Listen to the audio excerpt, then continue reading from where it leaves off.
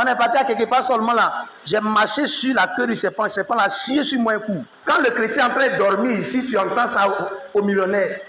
Tu entends con. On dirait il a fait compétition avec les pauvres. Quelqu'un disait que si on ne t'a pas frustré, ta vie ne changera pas. Pourquoi? Parce que tu n'as pas la selle pour te diriger. Tu n'as pas le Saint-Esprit pour t'orienter. Je ne sais pas dans la position dans laquelle tu es. Moi, je te dis que tu n'es pas un arbre sec. À toi de dire, je ne suis pas un arbre sec. Parce que le terme qui nous rassemble est une déclaration. L'Éternel a dit. Pourquoi Dieu a dit que tu n'es pas un arbre sec? Alléluia. Est-ce que toi aussi qui es assis, toi qui es assise, est-ce que tu es sûr? Est-ce que tu es rassuré que la voix que tu as entendue, la voix qui vient de l'Éternel, est-ce que tu es d'accord que réellement tu n'es pas un arbre sec? Parce que ça va dépendre de comment tu vas recevoir cette déclaration. Quand on parle d'un arbre, je ne sais pas. C'est quel type d'arbre? Je sais que c'est un arbre. Alléluia. Mais un arbre est nourri par quelque chose qu'on appelle la sève. Un arbre qui est sec, c'est que c'est un arbre qui a besoin de la sève. Mais dans le commencement du texte de base, avant que nous n'arrivions au verset 3, Dieu a déclaré certaines paroles. Et quand tu lis même du verset 1 jusqu'au 3, c'est comme si tout ce Dieu veut amener les enfants de Dieu à obéir afin de recevoir une récompense à leur obéissance. Dieu voulait amener le peuple d'Israël à pouvoir rentrer, oui, dans la grâce qu'il a proclamée sur leur vie. Que celui qui observe le sabbat et qui ne fait pas de mal, c'est celui-là que je vais bénir. Si le Dieu que nous prêchons, lui-même il regarde et puis il dit que l'étranger ne dit pas que je suis quoi? Je serai retranché. Je serai retranché de son peuple. Et que le mythe ne dit pas que je suis un absent. C'est que pasteur, quand Dieu regarde la pensée du peuple d'Israël, il y a déjà quelque chose qui est planté en eux. Parce que Dieu ne peut pas venir déclarer une parole simple. Donc automatiquement, quand Dieu vient dire à peuple d'Israël pour dire tous ceux qui vont s'attacher à moi, voici ce qu'ils vont avoir. Pas parce que tu es un étranger, pas parce que tu es unique. Alors si Dieu regarde l'unique, il a véritablement un problème. C'est le problème là qui lui fait dire au-dedans de lui, c'est vrai qu'il n'a pas exprimé verbalement, mais le problème lui fait créer au-dedans de lui des soucis. Quand Dieu a dit que celui qui va obéir, celui qui va pas, celui qui va faire ceci va réussir. Quand il regarde son état, il sait que s'il a obéi, il n'a pas obéi, lui pouvait finir. Donc si tu es venu au monde, la chose qui a fait que tu es devenu fertile, tu n'es pas un arbre sec, que tu es devenu un arbre porteur de fruits, c'est la chose qui est là. On appelle ça la sève. Mais avant de te parler de la sève, je veux prier pour que Dieu enlève la pensée qui est en toi. Dieu a vu, Dieu a dit, même si tu es un étranger, même si tu es unique, Dieu a dit que tu es unique, Dieu a dit que tu ne peux pas enfanter, Dieu a vu que tu n'as pas les deux choses pour pouvoir procréer. Et c'est lui-même qui a dit, obéis. Il ne faut pas te dire que tu n'as pas ça, que tu ne peux pas enfanter. Mais malgré que tu n'as pas ça, c'est lui qui est Dieu et il peut accomplir ça dans ta vie. Mais le véritable problème, c'est que le chrétien est en train de se limiter. Alléluia. Le chrétien est en train de détruire la prophétie de Dieu. Pendant que Dieu est en train de faire son effort pour dire à quelqu'un, reste tranquille. Le nid qui a assis là et il dit, est-ce que moi-même? Le chrétien qui commence à dire, est-ce que, regardez sa vie bien. Mais laisse-moi te dire, une fois qu'il s'est sorti de la bouche de Dieu, pendant au moment même du commencement jusqu'aujourd'hui, Dieu a dit, ton obéissance va produire ce qu'on appelle la fertilité. Et je suis en train de te dire, il y a des personnes ici, pas parce que ta vie était bonne, pas parce que ta vie était arrangée, Dieu t'a dit ainsi, et puis il a dit, viens, tu vas me servir, viens, tu vas m'honorer, viens, tu vas m'adorer. Papa te dit un peu. Tu ne savais même pas que quelqu'un allait venir vers toi pour te dire mon fils je t'aime, pour te dire ma fille je t'aime. Quand toi-même tu regardes ta vie, le je t'aime de cette personne-là, tu ne mérites même pas. C'est ça le lui qui a posé la question, au-dedans de lui. Parce que Dieu connaît nos cœurs, Dieu connaît nos pensées. Et tout ce que tu es en train de mûrir au-dedans de toi, Dieu sait déjà. Je viens te dire, enlève d'abord cette pensée-là. Parce que c'est cette pensée-là qui te rend stérile. C'est cette pensée-là qui te fait dire que tu es un arbre sec. Parce que tant que la pensée est la chose qui détruit plus, c'est la pensée de l'homme. Dieu a vu ton handicap. Dieu sait que tu ne comprends pas le français. Dieu sait que tu n'as pas la force. Dieu sait que tu n'es pas beau. Dieu sait que tu n'es pas belle. Et puis Dieu a regardé. Et puis te dit que ma fille, toi là, je vais te faire rentrer de ce qu'on appelle la gloire. Les gens pensent que c'est la beauté qui va en aller. Les gens pensent que lui, c'est l'éloquence qui fait voyager. Les gens pensent que lui, c'est l'éloquence qui fait gagner du travail. Le diplôme, non, c'est la grâce de Dieu. Et tu es en train de te confondre à cause de tes faiblesses. Et Dieu vient te dire que tu n'es pas ce genre de personne. Tu t'es donné déjà ton identité. Non. Dieu a une autre identité à te donner. Il ne faut jamais accepter cette pensée nocturne qui est au-dedans de toi. Satan prévenir, s'asseoir sur les pensées au-dedans de toi pour créer au-dedans de toi des idées bizarres. Tu me comprends? Arrête. Avant que l'homme ne t'élève, avant que l'homme ne te considère toi-même d'abord. La manière te comporte comme un enfant, ils vont te traiter comme un enfant. Tu diras que personne ne me respecte, même les enfants ne me respectent pas. C'est parce que tu as une attitude, tu as un comportement enfantin. C'est Dieu qui dit que le nique ne dise pas. C'est la partie là qui m'intéresse. Que le chrétien ne dit pas que je ne suis pas béni. Parce que la bénédiction, là, ce n'est pas l'argent qu'on touche.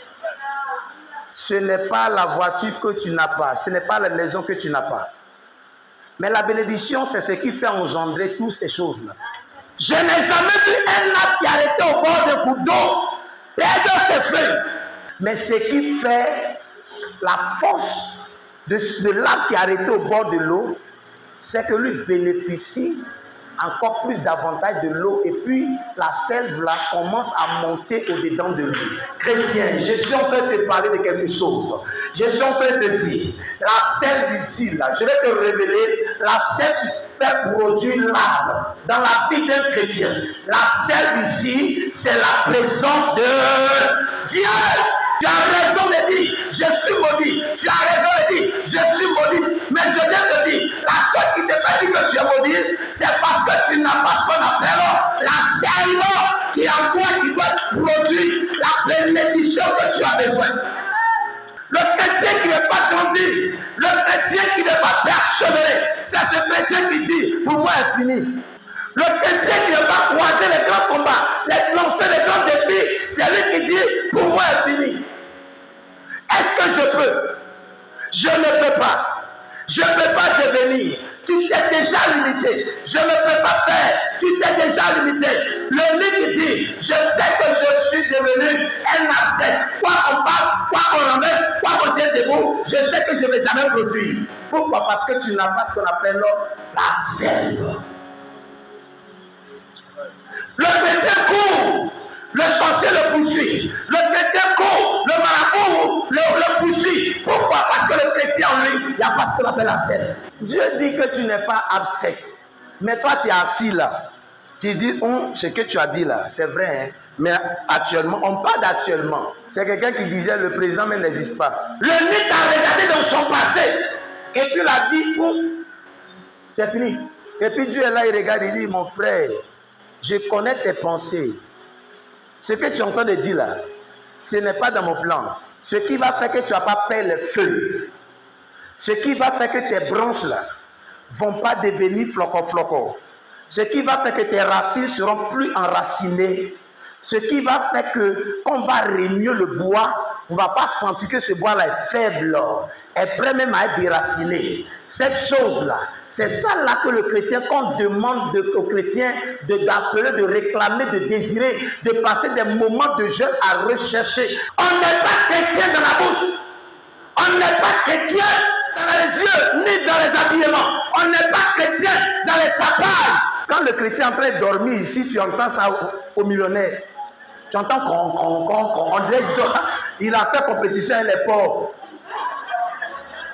Et tu n'entends prier ici, ce n'est pas 1 minute, 2 minutes. Pourquoi? Parce que tu n'as pas la selle pour te diriger. Tu n'as pas le Saint-Esprit pour t'orienter. Il y a des gens qui ont besoin de manger de tes fruits. Quand ils s'arrêtent sous ton ombre, ils ont besoin de s'arrêter là. Ils ont envie de mettre un matelas pour se coucher. Parce que là, il y a un bon ombre, il y a le bon vent qui souffle. Ils ont envie, ils affluent. À vue d'œil, les feuillages seulement, tu dis waouh, l'espoir est là. L'espoir est là. Et tu te bats ici, tu cherches. C'est là que tu frappes la poitrine. Tu sais qui je suis? Tu sais qui je suis? Mais quand on regarde le fond, il y a des gens là, ça trahit. 1 pluie, 2 pluies, 3 pluies, 4 pluies. Tous les feuilles, toutes les fleurs là, ça tombe. C'est des chrétiens qui ne peuvent pas persévérer. Même si ton handicap te dit que tu ne vas jamais marcher, dis-toi qu'à cause de ce que Dieu a dit, tu vas marcher, tu marcheras. Et ils sont partis, pas avec la vraie selve.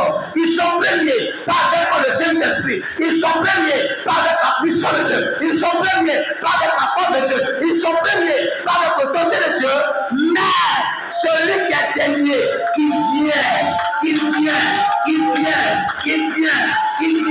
Cause, il est difficile pour toi d'avancer. Il est difficile pour toi d'avancer. Parce que tu représentes le vieux Pierre. Le vieux Pierre. Ceux qui ont la force, on les appelle les gens. Ceux qui ont la virilité, on les appelle gens. Ceux qui ont la vivacité, on les appelle gens. Mais toi, tu as le vieux Pierre. Tu as les vieux nerfs. Tu as les vieux os. Tu ne veux pas courir. Laisse-moi te dire. On verra qui dira à qui que Jésus n'est plus dedans. On verra qui dira à qui Jésus est ressuscité. Parce que Pierre était devant. Il n'a pas dit à Pierre que Jésus est ressuscité. Mais c'est Pierre qui veut dire à Jean, Jésus est vraiment ressuscité. Jésus est annoncé. Mais s'il n'arrive pas, on témoignera de ton nom. Elle a compris ce mystère qui est dans la tristesse. Elle a compris le mystère qui est dans les pleurs. Elle a compris par là que les pleurs ne vont pas arranger la situation. Il y a des cas même là. Quand toi-même, pasteur, tu es en train de prier, quand tu regardes à l'horizon, tu dis, bon, si moi-même le père, je me suis découragé, il me décourage là. Est-ce que l'enfant ne va pas mourir avant son temps? Tu es obligé de la fortifier un peu. Sinon, on dit pendant des années, go là, elle ne prend pas vente. Et puis toi, Élie, tu dis non, que Dieu se taille toi. Ah, donc que Dieu se taille toi est une bénédiction, hein? Hein? Dieu se taille toi, c'est une bénédiction. Je me suis plaint un jour. Tous les jours, Dieu se taille toi, Dieu se taille toi. C'est Dieu se taille moi qui a payé maison, qui va payer nourriture, qui a payé courant. Il faut enlever la main et puis tu dis que Dieu se taille toi. Là, quand tu dis Dieu, ça va ensemble. Que Dieu soit avec toi, je te dis amen, un bon amen même. Mais quand tu me dis, tu vois la même ma fille, mon fils, que Dieu soit avec toi, je suis là, je respire, faut faire. Je ne sais pas si c'est Dieu, la bénédiction de Dieu soit avec toi, j'ai avalé. Quand Anne a prié, elle est partie, elle a entendu, parce que depuis longtemps, Élie ne disait pas, ma fille, que Dieu soit avec toi. Anne attendait que Dieu soit avec toi. Anne attendait une parole de consolation. Anne attendait ce qu'on appelle la force. Et la force, c'est le Saint-Esprit. Elle avait besoin de ça pour se remonter le moral. Elle avait besoin de ça pour se reconstruire. Elle avait besoin de ça pour encore penser à nouveau. La Bible dit quand elle est partie, quelqu'un qui ne mangeait pas, on lui donnait 4 complets de kita. Et puis après, on lui donnait 2. Mais on trouvait que c'était petit. Son mari fait un effort, il tue un bœuf, 4 bœufs. Il donne 2 bœufs à Anne. Périne a un bœuf à ses enfants. Anne dit non, non, non. Anne dit c'est pas possible. Mais le jour que Élie a dit que Dieu soit avec toi, la Bible dit que Anne est partie.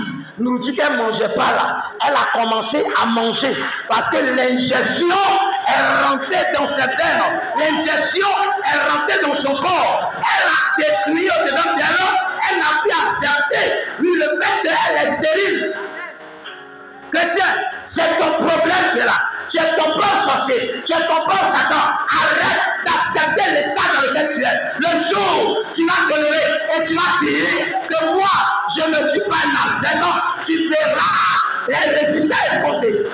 Nous tous, on a besoin de manger les fruits de l'arbre.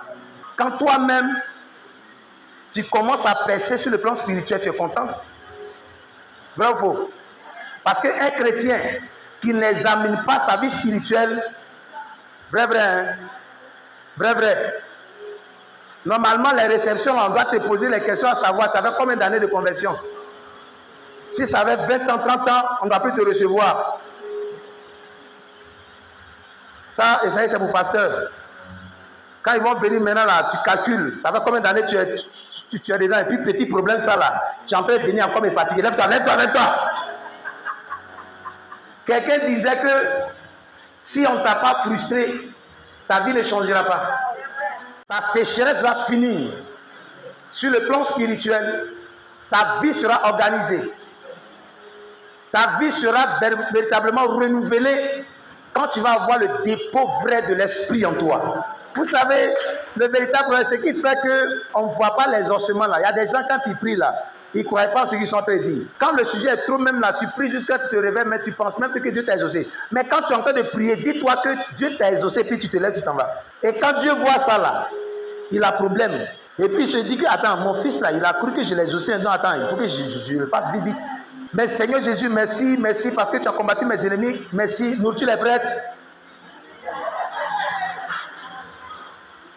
Parce que pendant qu'il est en train de prier là-bas là, son âme et son esprit, sa pensée, tout est déjà sorti de son corps, de sa chair là, et puis tout nourriture, l'odeur de sauce graine là, il est en train de respirer, son âme est en train de respirer, son esprit est en train de respirer ça. Donc prière qu'il est en train de faire là-bas, c'est plus pour Dieu. Et quand c'est comme ça là, tu veux fleurir, tu veux produire, c'est pas possible. L'échec dans ta vie, parce que le Saint-Esprit n'y est pas. Mais tu vas rencontrer les grandes victoires quand le Saint-Esprit sera instauré dans ta vie. Alléluia. Si tu es malade, ne crains pas. Réclame la présence de Dieu en toi seulement. Recherchons la selle qui est le Saint-Esprit. Que Dieu vous bénisse.